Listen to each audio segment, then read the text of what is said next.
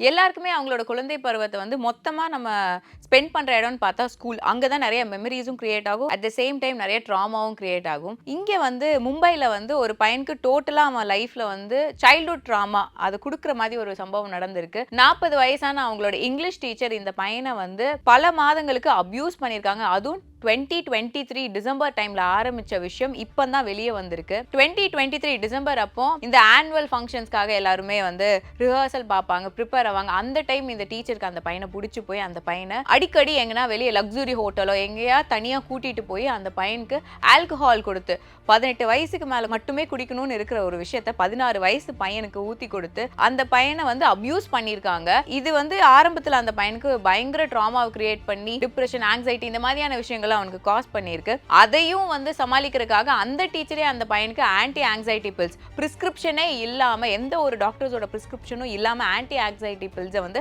அந்த பையனுக்கு கொடுத்துட்டு வந்திருக்காங்க. இதையே தொடர்ச்சியா செய்யவுமே ஸ்கூல் ஒரு கட்டத்துல முடியுது, எக்ஸாம்ஸ் எல்லாம் ஓவர் ஆகுது.